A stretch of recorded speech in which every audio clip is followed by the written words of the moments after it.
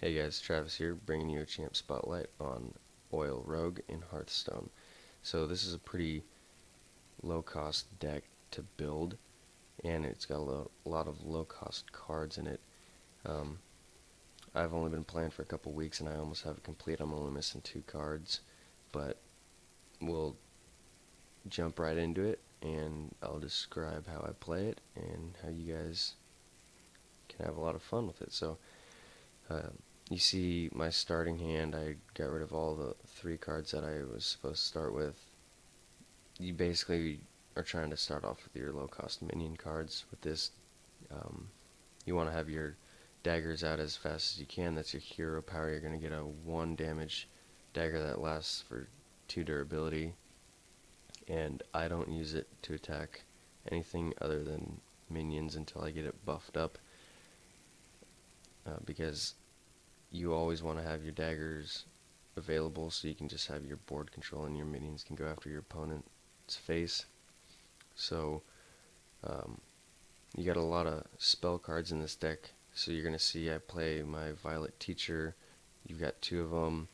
You're going to get a lot of 1/1 minions out there, and if they can't clear them, you're going to have a lot of board control and pressure on your opponent's face. You have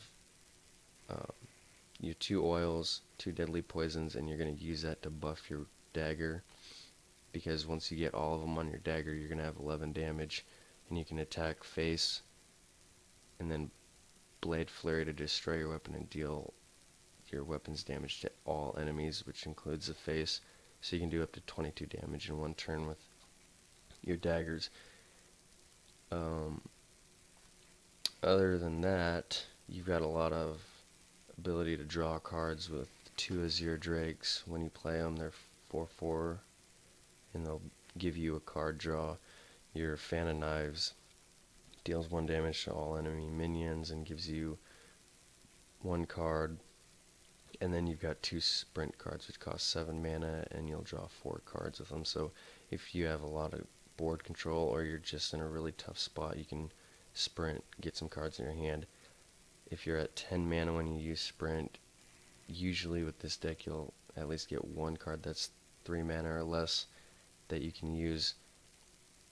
So it's a pretty good card to use when you're at maximum mana, or you've got complete board control.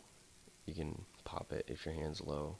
So you want to build up your dagger as soon as you can. Hopefully your opponent doesn't have an ooze that can just destroy your weapon, but that's why I like to play Deadly Poison before my oils, and then know I've got my 2 oils in my hands and a Blade Flurry, and then I can play them all in 1 turn pretty much.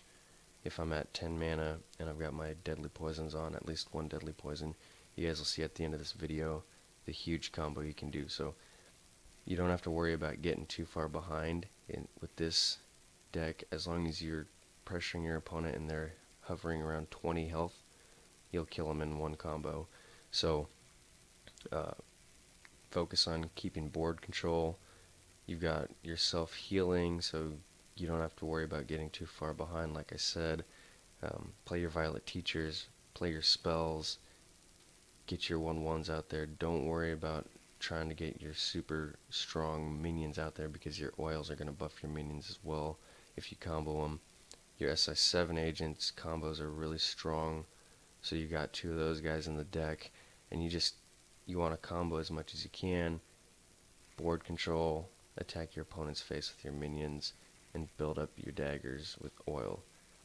Other than that, there's not much else to this deck. It's pretty straightforward. It's a lot of fun to play. You don't have to rely too much on 1 card.